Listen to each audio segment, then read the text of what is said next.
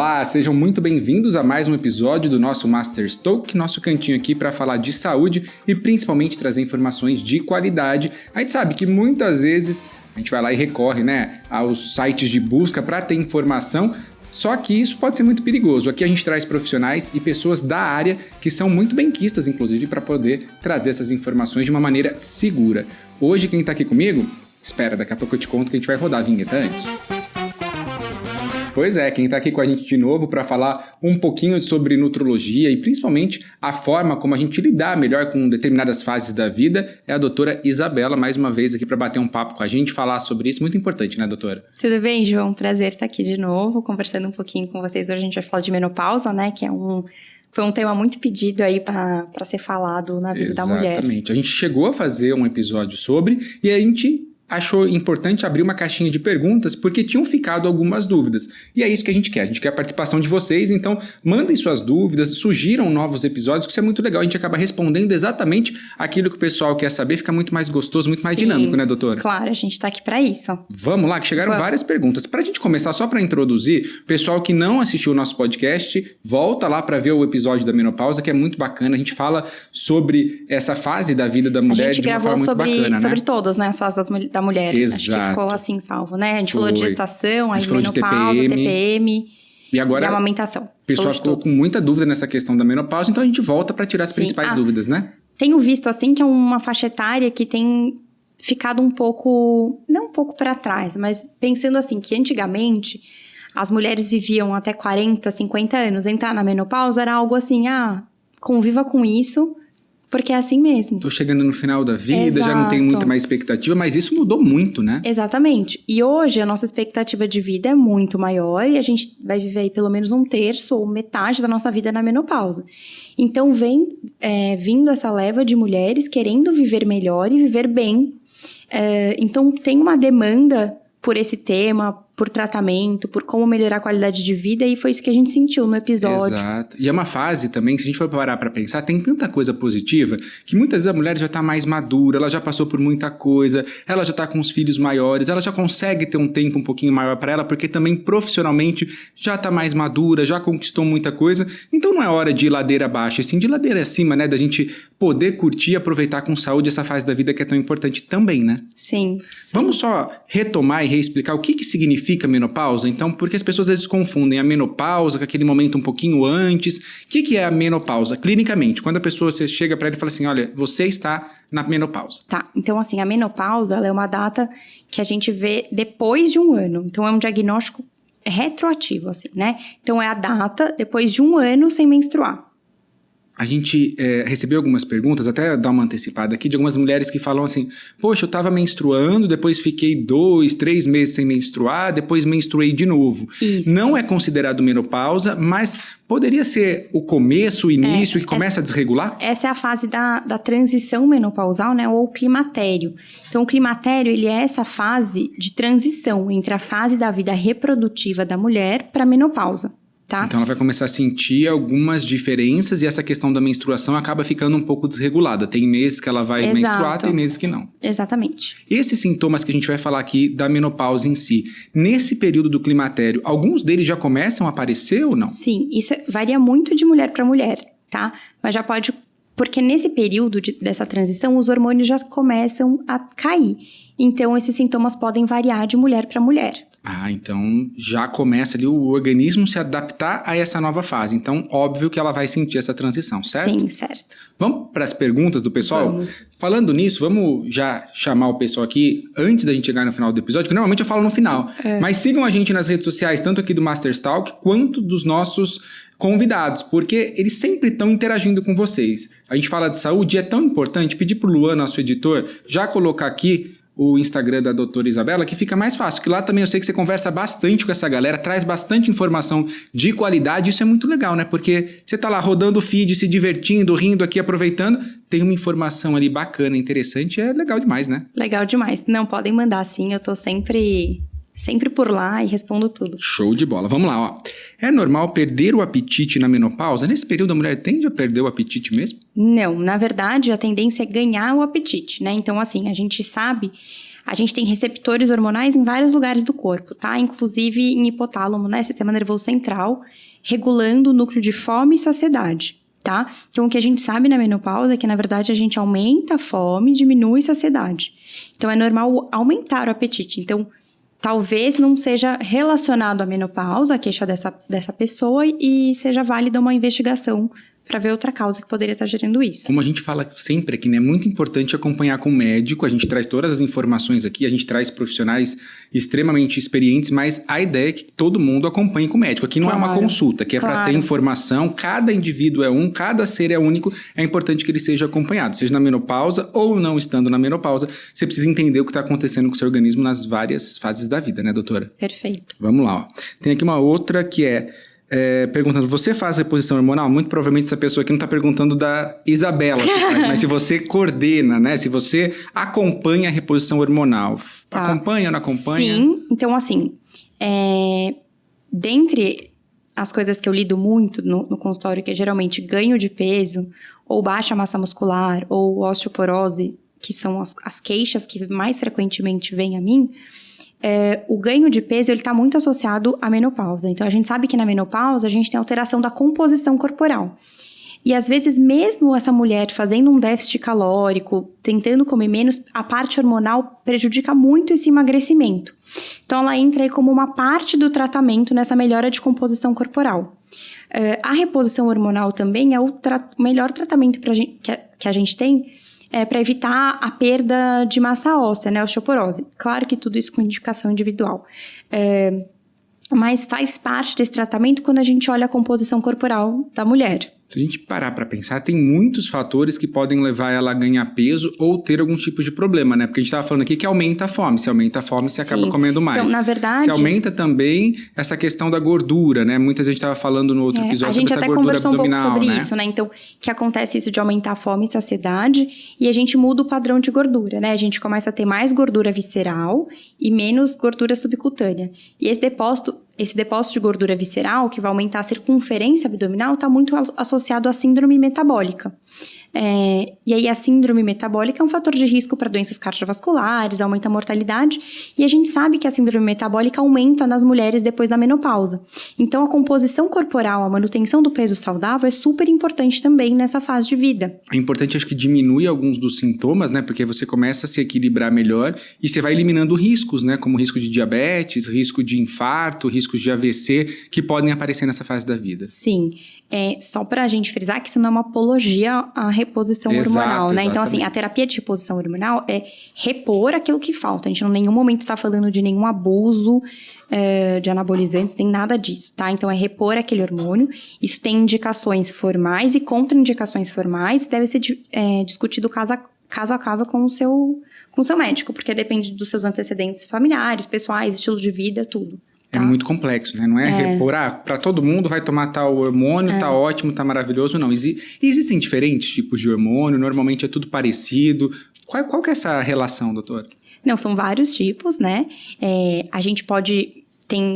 na farmácia tem várias opções pra gente ver o que cada mulher se adapta melhor.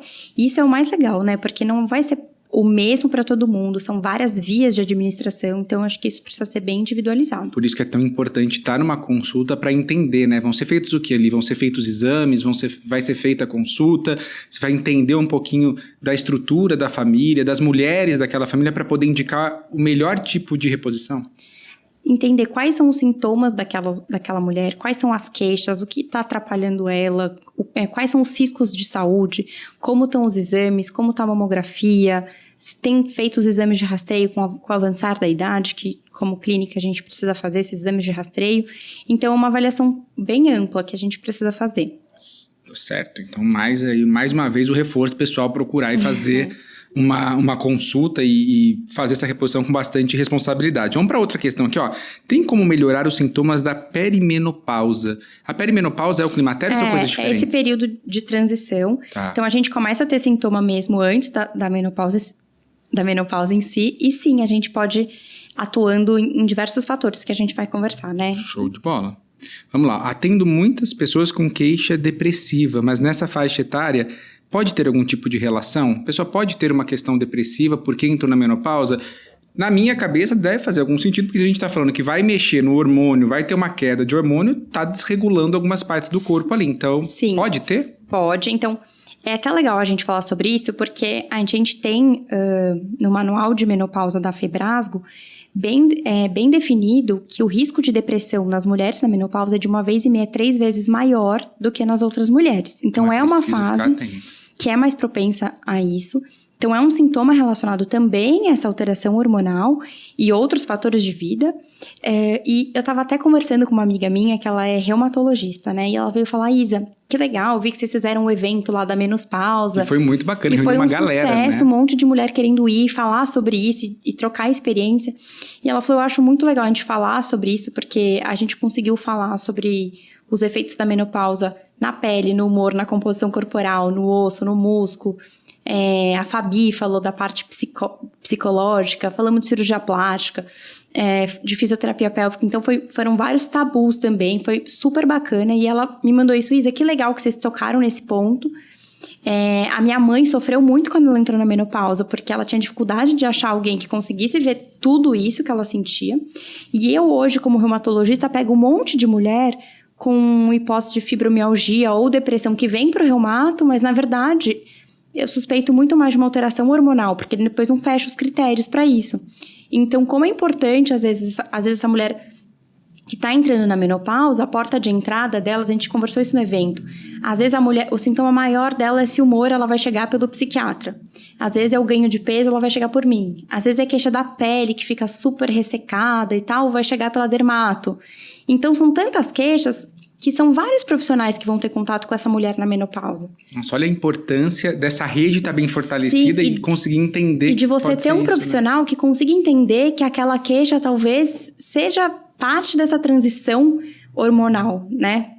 E quando a gente fala nessa questão da pessoa tem mais chance de ter depressão, quando ela faz a reposição hormonal ou quando ela faz algum tipo de tratamento para tentar acompanhar essa parte da menopausa, ela tende a melhorar nesse sentido, a própria reposição? Normalmente é interessante acender um alerta e procurar por uma terapia também. Como que é essa relação? João, na verdade, não tem um consenso sobre isso, se deve ser utilizada a reposição hormonal só para esse benefício. Então, na verdade, tem outros critérios maiores que vão guiar a reposição hormonal e pode ser que alguma mulher se beneficie ou não. Ou seja, estando ali cuidando com o seu médico, essas hipóteses vão ser colocadas ali e aí a gente vai saber se a gente tem que lembrar também, né, que várias queixas... Eu te interrompi, né? Desculpa. Mas é isso, é o nosso bate-papo. Várias queixas da menopausa também são multifatoriais. Então, do mesmo jeito que a depressão pode aparecer por outro motivo, pode coincidir com essa fase de vida, a queixa do sono pode aparecer nessa fase de vida, é multifatorial, como queixa da libido, pode ser parte hormonal? Pode. Mas libido também é uma queixa super multifatorial, como está a sua relação com seu parceiro, enfim, outras inúmeras coisas. Então é importante também saber analisar se é realmente a causa daquele problema, né? Porque eu acredito, a gente estava batendo um papo com a Fabi aqui, me veio algumas coisas que ela estava comentando com a gente que foi muito legal, e ela estava falando sobre as fases da vida. Uhum. E a pergunta que ela faz ali é a pergunta que acho que a gente deve fazer no dia a dia pra gente mesmo, que assim, isso está fazendo sentido para você? E quando a gente vai mudando de fase de vida, algumas coisas perdem o sentido e outras ganham um sentido diferente. Eu acho que junto com a chegada da menopausa, que é uma questão física, vem as questões psicológicas também, que você está mudando de fase de vida, você já está mais madura, muitas famílias já estão numa outra situação, você está numa outra questão profissional. Então, acho que essa deve ser a complexidade ali junto com o médico de entender isso aqui é físico, então uma reposição hormonal ou uma medicação ou uma atividade física vai resolver, ou também tem a ver com a minha fase de vida. Eu estou ficando mais velha, vou perdendo mais o sono, estou ficando um pouco mais velho, então acho que... Porque tem mulheres que nessa fase estão começando a ter os filhos fora de casa e estão nessa fase. A tal do síndrome do ninho vazio, né? Tem mulher que com 45, 50 anos está no auge da carreira profissional. Exato. E está querendo estar mais no pique do que nunca. Então, assim, é muito individual, né? Legal, e isso é bacana, né? Inclusive, a Fabi falou que estamos lembrando bastante dela hoje, porque ela é sensacional, né? Ela é demais. Ela falou justamente sobre isso. Ela falou assim, o mais lindo de nós seres humanos é sermos únicos. Somos seres únicos. E muitas vezes a gente quer entrar em padrões. Eu quero ser igual fulano, ciclano. E na vida, no dia a dia, ser único é tão bonito, né? E aí a gente cai nessa questão. A gente precisa fazer um acompanhamento sempre com um médico específico, entender a nossa vida, porque a gente é único, não dá para comparar com o que a sua vizinha está sentindo, como foi a menopausa da sua mãe, como foi a menopausa da sua avó e da sua melhor amiga, né? Exatamente. Então, vamos procurar por um profissional, vamos nos entender para que a vida seja mais tranquila, né? Vamos para a próxima? Vamos. A gente está no momento de filosofia hoje. Não, né? hoje você arrasou, João. Quando a gente está entrando na menopausa, é normal desregular a menstruação, pular alguns meses? A gente já explicou, né? A questão não é na menopausa, é aquele início, né? Próxima. Dizem que exercícios físicos ajudam nessa fase. É verdade? Sim. Então, o exercício físico é válido para todo mundo. Então, é importante lembrar que a gente vai ter liberação de neurotransmissores que vão dar uma sensação de bem-estar, tá? Isso ajuda tanto para a mulher que tem dificuldade de dormir, quanto para essa queixa mais depressiva. Tanto para manutenção da massa magra, que a gente fala tanto. Isso é tão importante, né? Eu descobri aqui no podcast o quanto é importante. A gente fala, eu quero emagrecer. A pessoa acha que está emagrecendo, eu quero ter musculatura, né? Então, é super importante o exercício físico, tanto para densidade mineral óssea, tanto para a gente ganhar massa muscular ou manter essa massa muscular. E é importante nessa fase, né? Porque a gente estava conversando, nessa fase a mulher tende a perder massa muscular, né? Então, o exercício físico vai ajudar ela a manter e até ganhar com um pouquinho mais de dificuldade. Na verdade, João, é legal a gente já chegar na menopausa com uma reserva boa. Quando eu chego já com pouca massa muscular ou pouca massa óssea, claro que é possível a gente melhorar. Mas é mais difícil da mulher que treinou a vida toda, se alimentou melhor. Então, isso é uma conscientização legal também para quem quer se preparar para viver essa fase melhor. Então, tanto chegar na... Ai, eu mexi no fio. Tá tudo certo, você tá me ouvindo? Vambora, tô ouvindo, o pessoal de casa tá ouvindo, vambora. Tanto chegar na menopausa com uma composição corporal melhor, é melhor porque, por exemplo, a obesidade, além de todos os riscos que a gente vai conversar, ela é um dos fatores de risco para câncer de mama. Então, por exemplo, aquela mulher às vezes tem medo da reposição hormonal pelo risco de câncer de mama, mas não tem medo da obesidade que causa mais câncer de mama. Que né? Às vezes é muito mais perigoso do que a reposição hormonal. E por que eu falei disso, né? Porque as mulheres que têm mais massa muscular, menos gordura, uma melhor composição corporal, às vezes elas vão precisar de menor quantidade de hormônio nessa fase da vida. Olha só. Então, a lógica é, quanto mais músculo eu chegar nessa fase, muito mais fácil eu mantê-lo do que eu ganhar musculatura nessa fase da vida, é isso? Porque assim, a gente começa a perder nessa fase de vida. Então, se a gente consegue pelo menos não perder, manter, já é um ótimo caminho. E a gente sabe que a terapia de reposição hormonal diminui a perda óssea, né? A gente falou aqui da massa muscular e a gente falou da perda óssea. Quais são as diferenças? Massa muscular é o músculo, que a gente está vendo lá, quanto mais hipertrofiado, maior ele está. Enfim, a gente tem ali. Agora, quando a gente fala de massa óssea, não sei se estou fazendo uma relação errada na minha cabeça, mas a gente não ganha osso e não perde então, assim, osso. A gente Como funciona isso? Tá, então a gente tem que ver a densidade do osso, tá? E o principal exame que a gente vê isso é a densitometria óssea. Tá. O que está envolvido nessa densidade óssea? Então, a gente sabe que o estrógeno, que é esse hormônio feminino, ele é responsável por isso. Então, na menopausa, quando a gente perde esse hormônio, por isso que a gente é mais propenso a perder osso, tá? E aí é perder mesmo, ele vai ficando como se fosse com buraquinhos, ele vai ficando mais frágil. Mais frágil. Aí, além dessa parte hormonal, a gente precisa dos nutrientes que ajudam na formação desse osso, que entra a vitamina D, o cálcio, a vitamina K2, magnésio. Além disso, também tem a questão da microbiota intestinal, que a gente sabe que tem um paralelismo entre microbiota intestinal e massa óssea. E tem algumas cepas de probiótico, ou seja, alguns tipos de bactérias que acabam estimulando a formação óssea. Ela ajuda para que aquele osso fique mais firme e que você perca menos. A gente no osso tem células que quebram osso e células que fazem osso. Então, elas estimulam as células que fazem osso. Gente, eu nunca imaginei isso. É muito interessante. Era para ser fácil, não sei se eu compliquei. Mas querendo dizer que assim, a saúde óssea depende tanto da parte hormonal, quanto da parte alimentar ou suplementação de ter esses nutrientes pra gente formar isso, quanto da nossa microbiota intestinal, então, que tem relação com o que a gente come, porque eu preciso ter um intestino saudável, e também com a prática de atividade física, porque eu tenho que ter impacto nesse osso pra estimular ele. Então, assim, estilo de vida é super importante. Muito legal. Essa dica foi importante, porque a gente nunca pensa exatamente o que acontece, né? A gente fala muito daquela doença que o osso parece cheio da osteoporose, mas a gente não entende exatamente o que aquilo significa. Mas a osteoporose, ela é mais frequente em mulher, por conta dessa questão hormonal da mulher. E é lembrar também que um dos problemas da osteoporose são as fraturas, né? Então, acho que você deve conhecer alguma senhora que às vezes cai, fratura de fêmur, aí fica internado, aí isso aumenta a mortalidade, ou então sai da internação, fica com mais dificuldade de deambular, fica dependente. Tem gente que fica acamada. Então, quanto isso afeta a qualidade de vida, né? Porque uma fratura, dependendo da idade, ela pode complicar a vida da pessoa por anos, né? Sim. Vai afetando tudo. A pessoa tem dificuldade para andar, ela fica mais insegura, ela tem mais medo, e aí vai virando uma bola de neve nesse sentido. Exato. Então, é muito importante a gente ficar atento à osteoporose. E é tão sério que uma vez um amigo meu ortopedista falou assim, muitas vezes a gente tem a impressão que fala assim, aquela senhorinha caiu e quebrou o fêmur. Não, ela quebrou o fêmur e caiu, né? Às vezes o osso ele tá tão frágil que Exato. ele quebra você fazendo um movimento simples. Por isso é importante, né? Exato.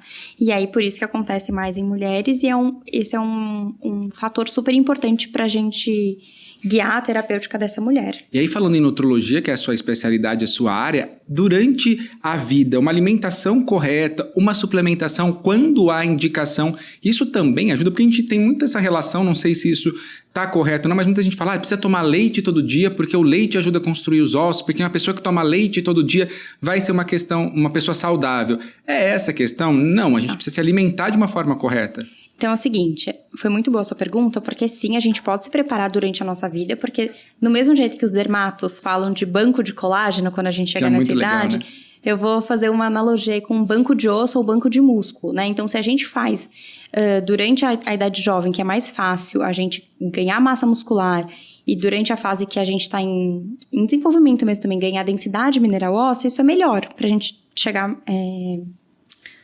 Chegar bem. Desculpa. Vamos lá. Isso é melhor pra gente chegar bem, tá? O que acontece é que a gente tem recomendação de ingesta de cálcio por dia durante as várias fases de vida. Então, na infância, na adolescência, na menopausa, tá? E aí, como que a gente vê? Eu tenho que ver, você vai me contar o que você come no seu dia. E aí, pelo seu recordatório alimentar, eu consigo estimar o quanto você tá consumindo de cálcio, se está baixo ou está adequado para sua recomendação. Tá? O que a gente sabe é que, assim, tem alimentos, os laticínios são uma fonte muito rica em cálcio. Tem alimentos vegetais que tem cálcio, como o tofu, por exemplo, o espinafre, mas o que a gente sabe é da biodisponibilidade desses alimentos, ou seja, eu como aquele alimento, quanto daquele nutriente eu realmente absorvo, tá? Por isso que muita gente fala, não adianta comer tal coisa muito, porque muito vai ser eliminado no corpo, alguns podem ser tóxicos pro corpo, a gente tem que saber não só o que ingeriu, mas o quanto daquilo vai ficar no organismo da gente. Exato, então... todo mundo fala do leite porque a biodisponibilidade do cálcio é maior do que, por exemplo, no espinafre, tá? Essa A biodisponibilidade é o quanto a gente absorve. Quanto ele vai absorver daquilo e quanto eu vou colocar pra fora. Exato, tá? Então é por isso que se fala tanto do leite. E é importante saber, como a gente falou aqui, calculando, entendendo a vida da pessoa, o quanto ela precisa consumir de cada alimento, né? Não adianta, eu vou tomar leite todo dia, uma grande quantidade de leite todo dia, porque às vezes para aquela pessoa não há necessidade, ou vai ser a mais, ou vai ser a menos, ou não vai ser suficiente. E às vezes, por exemplo, tem gente que fala, acho que eu tô na menopausa, vou comprar um suplemento pronto de vitamina D e cálcio, sei lá. E aí a pessoa às vezes tem uma ingesta que já dá aquele aporte de cálcio, então ela não precisaria daquele suplemento, por exemplo, tá? Como a questão da vitamina D também.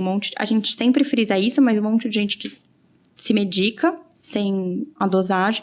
E lembrar que a prevenção não são níveis estourados de vitamina D, são níveis adequados. Muito pelo contrário, aprendi com vocês aqui que existe a hipervitaminose, que a vitamina D não é só uma vitamina, ela é mais do que uma vitamina. Então ela em excesso pode ser perigosa. João, você tá muito médico. Tô ficando ótimo. Gente, vou fazer umas consultas aqui. A gente tá querendo fazer o João Responde aqui. O que vocês acham? É perigoso. O que eu vou pensando enquanto eu tô fazendo as perguntas? Será que tá certo? Será que funciona? Vamos lá que tem mais coisa legal. A gente falou do hormônio, a próxima é bacana, ó. É preciso repor o hormônio? A gente já explicou. E vitamina? Vitamina também. É a mesma coisa. Então, nesse caso, não só vitamina, mas, por exemplo, então, olhar todas essas relacionadas ao metabolismo do osso e, por exemplo, a proteína, que é super importante pra gente manter ou ganhar massa muscular. Então, às vezes, a gente vai precisar suplementar tanto pro músculo, tanto pro osso. Fazendo aquela ressalva também do que a gente já disse aqui algumas vezes, da hipervitaminose, né? Não dá pra sair tomando vitamina. Eu tô na menopausa, eu vou perder vitamina e vou comprar na farmácia aquele que tem de A a Z. A mesma coisa do colágeno, né? Tem um monte de mulher que começa a envelhecer e fala, vou tomar colágeno. O colágeno, gente, ele é uma proteína. Então, se eu não consumo a quantidade adequada de proteína por dia, não necessariamente aquele colágeno que eu tô tomando, o que eu comprei, ele vai para minha pele, porque às vezes ele vai para funções que são mais importantes do que para a pele, né? Então, lembrar que a proteína, ela é um macronutriente construtor. Então, eu vou fazer pele, vou fazer cabelo, mas eu também vou fazer hormônio, vou fazer enzima, vou fazer músculo. Então, assim, a gente tem o cálculo da necessidade proteica diária. E aí, se eu tenho essas necessidades atingidas e eu suplemento o colágeno, é uma coisa. Mas uma coisa é eu tomar e às vezes eu nem tô atingindo minha meta proteica, eu tô gastando dinheiro. E tem a forma também, né? Isso que é mais complexo e mais bacana de pensar. Por exemplo, tem o colágeno que a gente ingere, e aí a doutora Flávia tá falando pra gente sobre o estímulo do colágeno. Ele vai ajudar, mas aí é o colágeno que a gente ingeriu. Aí tem o colágeno que você vai estimular através da injeção. Tem a vitamina C que a gente toma, que melhora a imunidade, e tem a mesma vitamina C, só que na pele, em pomada, ela vai ter um outro efeito. Então, por isso que precisa da orientação. Não basta tomar a vitamina C, você precisa usá-la de forma correta, né? João, então, é muito eu tô complexo. Impressionado. Você tá... Vou atender. Brincadeira, isso é muito complexo, então por isso a gente tenta trazer isso para a realidade, né? Porque você precisa saber o quanto que está faltando no seu corpo, você precisa saber dosar o quanto você vai absorver e a forma que você vai usar aquilo, né? Então, Sim. É muito sério, pessoal, precisa ficar atento. Vamos lá, depois que eu entrei na menopausa, tenho sentido muita insônia. Isso é normal? É uma queixa do pessoal realmente entrar na menopausa e o sono vai embora? Então assim, a gente tem uma estimativa que entre 40% e 50% das mulheres na menopausa têm queixas relacionadas ao sono. É muita coisa, ou seja, quase gente, metade da mulherada que está entrando na menopausa vai perder um pouco do sono. Exato. Com certeza tem a relação hormonal, mas lembrar aqui que nem quando a gente falou da depressão, que o sono também é multifatorial, né? Então vai ter a parte hormonal, mas às vezes é uma pessoa ansiosa ou que tá com muito estímulo de tela perto da hora de dormir. Então lembrar de fazer higiene do sono, que é algo super importante. Evitar né? Cafeína perto da hora de dormir, não fazer exercício perto da hora de dormir, já ir se preparando, né? Deixando mais escuro pro estímulo da melatonina, deitar, não ficar mexendo no celular, tudo isso também ajuda. Então, acho que também não é aquela mulher que vai receber a reposição hormonal, por exemplo, e vai melhorar tudo. Então, o controle do sono, ele precisa ser visto de forma multifatorial. Conforme a gente vai ficando mais velho também, a impressão que eu tenho, você vai perdendo um pouco do sono, né? Eu lembro as minhas avós e tal, elas falam de horas que dormidas, você dorme menos, você consegue talvez descansar mais, né? Se bem que se somasse tudo que a minha avó dormia ao longo do dia, era 2 noites. Era assim, acordava tarde, aí dormia depois do almoço, aí dava uma dormidinha à tarde, aí cansava de dormir, dava uma descansada. Por isso que dormia chegava à noite e não tinha sono. Gente, minha vida tá difícil, eu não tenho sono. Eu falei, mas você dormiu o dia inteiro. Não, foi só uma cochiladinha. 5 cochiladinhas de 1 hora cada, é a noite toda quase. Certo. Tá dormindo super bem. E nesse caso, muitas vezes a gente tá falando da higiene do sono, é uma questão interessante. De repente, o exercício físico também ajuda nessa questão de regular também. Ele pode, nessa fase da vida, não ser só uma indicação, mas ser um remédio? O exercício é remédio. É remédio, né? Porque não tem um médico que você vai que fala pra você não fazer exercício. E qualquer fase da vida, né? Exato. O exercício, pra quem tem insônia, às vezes se você faz um exercício muito intenso, próximo da hora de dormir, você fica mais agitado e dificulta o seu sono. Então, só regular o horário, mas exercício sempre. Dividir aqui também uma outra coisa que acontece em casa, que é muito engraçado. Minha mãe fala que ela não tem sono. Não tem sono cedo, vou dormir 3 horas da manhã, eu não tenho sono. Chega meia-noite, ela tá tomando café, mas café não me atrapalha. Café pra mim, como que não atrapalha, gente? Você tomando meia-noite, tá dormindo 3 horas, tá atrapalhando, né? Mas vamos lá. Não é verdade? João sincero. Ai, gente, não dá. A hora que ela assistir isso aqui, ela vai ficar brava, mas é verdade, porque se a gente não fizesse higiene do sono... e depois ela toma um café na frente do computador. Ou seja, essa questão do estímulo de tela também é muito interessante, porque você fica com a pupila lá dilatada, que você tá na frente da tela, você tá assistindo aquilo o tempo todo... E aí o seu organismo não entra nessa questão, estou na hora de dormir. A gente precisa do escuro para estimular essa secreção de melatonina e dormir. Então é super importante a gente respeitar o ciclo circadiano, né? A hora que tá claro, a hora que tá escuro. Tem gente que fala que eu tenho medo de dormir no escuro, então deixo a luz do banheiro aceso, ou eu durmo com a abajur aceso. Isso não é saudável também, né? Porque se você quer não, você tá com uma luz ali o tempo todo, você não entra nesse sono, né? O fisiológico seria você deixar tudo escuro. Escuro mesmo. Vamos lá. Peraí que tem bastante aqui, ó. Aqui, ó, uma outra pergunta. Depois que eu entrei na menopausa, tenho sentido que tenho engordado um pouco mais. Ou seja, a pergunta dela é, a mulher pode engordar nessa fase da vida? Sim, né? Foi o que a gente comentou. Então, tanto pelo estímulo de ter mais fome, tanto pela alteração da composição corporal que a gente chegou a comentar. Tá. Vamos para o próximo. O climatério é uma fase da menopausa? Também falamos essa, né? Falamos. Que é a fase anterior ali. Vamos para a próxima. A menopausa aumenta o risco de algumas doenças? Isso é importante, porque aumenta, né? Sim. A gente comentou isso também no outro episódio, falando que nessa fase de vida as mulheres se igualam ao risco cardiovascular dos homens, né? Então, a gente tem essa alteração de distribuição de gordura corporal, com o aumento da gordura visceral, aumentando essa circunferência abdominal e a síndrome metabólica, né? Então, essas mulheres com síndrome metabólica têm mais risco de doenças cardiovasculares. Tá. Você falou da gordura... Te cortei. Vamos continuar, pode... que eu falo de novo depois. Não, pode falar.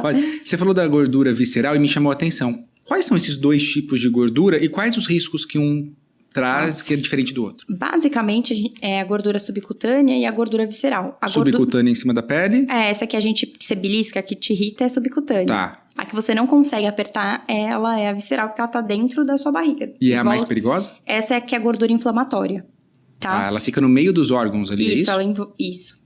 E aí ela traz um maior risco? Ela tem maior risco porque ela é inflamatória. Ela libera citocinas mais inflamatórias. E aí, falando em outras coisas de risco também, a gente sabe que mulheres que fazem terapia de reposição hormonal têm menor risco de desenvolver diabetes, tá? Embora tenha esse menor risco, não é uma recomendação, né? Repor hormônio para que a pessoa não tenha diabetes. A prevenção é multifatorial também. Mas... o hormônio, então, ele protege a mulher disso. Agora eu fiquei curioso, vou perguntar mais coisa da gordura visceral, pode ser? Pode. Essa questão da gordura visceral, ela também é mais difícil de perder por estar em um lugar mais específico ou não tem relação com isso? Não tem relação com o grau da dificuldade. A gente vai tendo uma vida gordura. saudável, tudo, a pessoa pode perder e se ver livre dela e diminuir esses riscos todos, né? Show de bola. Vamos para a próxima aqui, ó. Quando a pessoa entra na menopausa, ela precisa fazer uma bateria de exames? Como que funciona isso? Na verdade, você está acompanhando então, desde assim, quando... A gente tem alguns exames que são recomendados, exames de rastreio. Então, por exemplo, para a mulher 40 anos fazer a mamografia é importante. A gente tem recomendação de fazer colonoscopia também, depende da sociedade, mas em torno de 45 anos. Aí, exames de sangue que a gente vai fazer nessa faixa etária é basicamente pedir os hormônios, né, para ver essa alteração e ver laboratorialmente se a gente está com esses hormônios baixos, como que tá. E aí essas vitaminas a gente pode dosar, como por exemplo a vitamina D que eu falei pra você, pra gente ver se precisa repor. Suplementar. Né? Aí a gente pede o exame. Tá, então é importante ficar atento. Não é assim, fez um ano, entrei na menopausa, preciso fazer exame. Tem, a gente tem que estar acompanhando tem alguns sempre, exames né? de rastreio, né, que são recomendados por faixa etária. Tá. E tem os exames pra gente confirmar se entrou na menopausa ou não. E não tem uma regra, entendeu? Por exemplo, aquela mulher que possa estar com uma composição corporal alterada, com obesidade, às vezes no exame físico tem a acantose nigricans, que é um sinal que pode estar... A mulher tem a acantose nigricans, pode estar relacionada com resistência insulínica e diabetes. Aí a gente pede os exames com a nossa hipótese diagnóstica, pra gente tratar. Mais uma vez, cada ser humano é único, então a gente tem que estar entendendo o processo de cada um lá, né? Uhum. E agora acho que fica o alerta também, a gente não tem que procurar o médico só quando a gente tá com sintoma. Poxa, tô entrando nos sintomas da menopausa. Tô com calor, tô com frio, tô com não sei o quê, tô engordando mais. Não, a gente tem que acompanhar pelo menos o quê? O indicado é uma vez por ano, pelo menos fazer um check-up, fazer todos os exames. Pelo menos os básicos. Depende da sua faixa etária, né? Mas pelo menos uma vez por ano ir ao médico seria uma recomendação. Vamos parar com essa mania de ir ao médico só quando tá com dor ou só quando precisa, né? A gente precisa ir antes. A gente sempre fala isso aqui. Quanto antes a gente descobre os problemas, melhor, quanto né? antes a gente resolve, né? Vamos para a próxima aqui, ó. Quando entra na menopausa, essa já foi. É normal perder o libido nessa fase? É normal? Então, tá ligado ao hormônio também. Exato. Né? Então, assim, lembrar que, igual a gente falou de outros fatores, libido também é algo multifatorial, né? Mas sim, está relacionado porque a gente tem alteração também da lubrificação da vagina. Então, a mulher às vezes pode até ter dor na relação. Então, é uma queixa frequente também. Mas lembrar, de novo, que a avaliação ela é super ampla, né? Ver sua humor, como está a vida com o parceiro, enfim. Outras coisas além só do hormônio. Que também podem estar influenciando. O hormônio influencia, mas o estilo de vida também tem... Sim. Uma predominância grande ali, né? Eu li uma frase muito legal, que é assim, o uso de nenhum hormônio substitui um estilo de vida ruim. Isso é verdade, porque... Deu um nó no meu cérebro aqui. Vamos repetir, que parece ser interessante. O uso de nenhum hormônio vai corrigir um estilo de vida ruim. Ah, exatamente. Perfeito. Porque por mais que a gente tá falando aqui que a reposição hormonal vai melhorar a densidade óssea, que pode melhorar a libido, que pode melhorar várias coisas de qualidade de vida, se essa mulher não se exercitar... Não, né? Se essa mulher não se alimentar bem. Então, a gente precisa de tudo junto, né? É a cereja do bolo. É a cereja do bolo. E para tudo, né? Porque a gente vive num mundo imediatista, então a gente quer tudo em comprimido. E hoje tá cada vez mais doido isso, né? O comprimido para acordar, para dormir, para tirar a ansiedade, para você ficar acordado, enfim. E aí a hora que a gente vê, a gente quer essas soluções e a gente precisa Exato, e aí vai no médico achar, agora eu vou repor hormônio e vai ficar tudo perfeito. Mas a gente tem que ter a consciência que depende da gente. Depende da gente, nosso estilo de vida, praticar exercício, controlar estresse, se alimentar bem, fazer a rotina do sono, dormir a horas adequadas, enfim, são tantas coisas, né? E fica a pergunta, eu até esqueci de falar do tabagismo pro osso, então o tabagismo é algo que a gente tem que é super ruim pra parte óssea. Obrigada. O tabagismo, e acho que pra tudo, né? Pra tudo, né? Não tem nada que a gente olhar, cigarro exato. É bom, mas lembrar de tirar o cigarro. É qualidade de vida, né? Agora tem uma aqui que eu acho que a gente tá caminhando pro final do podcast e ficou aqui uma das mais... que é tabu, que não é tabu, vamos lá, ó. Existe métodos alternativos para não ter que fazer a reposição hormonal? Vamos supor que essa mulher tem receio de fazer, está com medo de fazer a reposição hormonal. Existem outras possibilidades, outros caminhos? Como que funciona isso? A gente tem os fitoestrógenos, né, que são substâncias, por exemplo, derivadas da soja, como um exemplo, que são classificadas como fitoterápicos, mas o benefício não é igual à reposição hormonal. Mas pode ser uma saída para quem não queira, pode ser uma tentativa, ou para quem tem a contraindicação ao uso de hormônios. Como que funciona essa contraindicação ao uso de hormônios? É como se fosse uma alergia, a pessoa não está preparada. Por que a pessoa não tem indicação para fazer, por exemplo? Tem uma coisa, isso é bem... complexo. É que assim, na verdade a gente tem recomendações formais do quando dar, então quais os sintomas que eu vou dar e quais situações que eu não vou dar. Então, por exemplo, se eu tenho uma lesão suspeita na mama, se eu tenho uma mulher que já teve câncer de mama, se eu tenho uma doença hepática descompensada. Então e aí a sociedade classifica em nível de evidência para cada uma delas. E aí você conversa com a paciente para entender se ela tem indicação ou não. Tá caminhando para o final do podcast aqui, já me avisaram que tá chegando no final, mas sobrou uma pergunta aqui, e uma pergunta que a gente escuta muito. Por que na menopausa a gente sente tanto calor? Dá pra diminuir isso? Eu lembro da minha avó, mais uma vez trazendo aqui referência de família, dormindo igual lagartixa. Ela virava com a cama na parede, encostava, porque ela falava, a parede é geladinha, eu não aguento mais esse calor. Por que acontece isso? Então, na verdade, a gente tem receptor de hormônio em vários lugares do corpo, e aí o fogacho, né, que esse calorão, é um sintoma vasomotor, ou seja, a alteração dos vasos que tá acontecendo por essa alteração hormonal. Tá? E a pergunta era se tem como diminuir, tem? O fogacho é uma das principais indicações da terapia de reposição hormonal, tá? Aí precisa ser discutido se o grau que isso impacta a vida da mulher e se ela tem indicação ou contraindicação dessa terapia de reposição hormonal. Mas o melhor tratamento para o fogacho é a reposição hormonal. Eu já ouvi falar, não sei se faz sentido ou não, mas que no começo, quando tá nessa fase de transição, parece que a mulher sente muito mais calor e depois vai aliviando. Será que vai aliviando? A pessoa vai acostumando? Tem a ver, não tem a ver? Ou é muito individual também? É muito individual. Tem mulher que melhora, tem mulher que não. Ou seja, vá ao médico. Para de perguntar, João. Não, é que tem mulher que nem tem, sabia? Eu imagino. Porque aí passa tranquila, né? Por essa fase. Tem mulher que fala, nossa, eu tô na menopausa, não sinto nada. Nada mudou. Que maravilha. Você acredita? Acho que também pode ter a ver também com essa qualidade de vida, né? Uma pessoa que a vida toda, aquela poupancinha do bem que a gente fala aqui, né? Vamos guardar osso, vamos guardar músculo, vamos guardar saúde, vamos guardar colágeno, vamos guardar tudo aqui pra gente poder envelhecer bem, né? Acho que esse é o caminho. Bom, chegamos ao final do podcast. Tem alguma coisa que eu não tenha perguntado? Acho que eu perguntei coisa pra caramba, né? Perguntou, João. Tem alguma coisa que ficou faltando?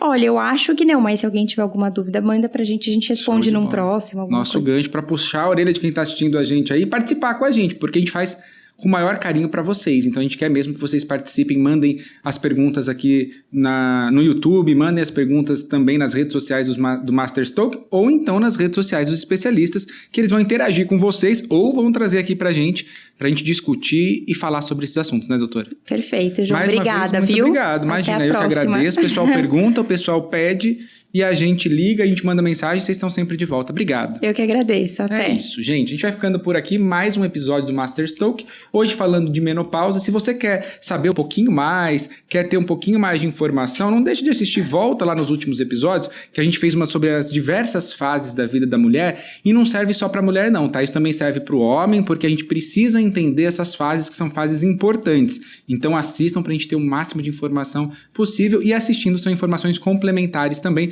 Foi um bate-papo muito gostoso. A gente vai ficando por aqui, pedir para você seguir a gente nas redes sociais e mais uma vez ativar o sininho que fica aqui embaixo do YouTube, porque sempre que tiver conteúdo novo, vocês vão ser os primeiros aí a receberem essas informações, tá bom? A gente se vê no próximo episódio. Até lá!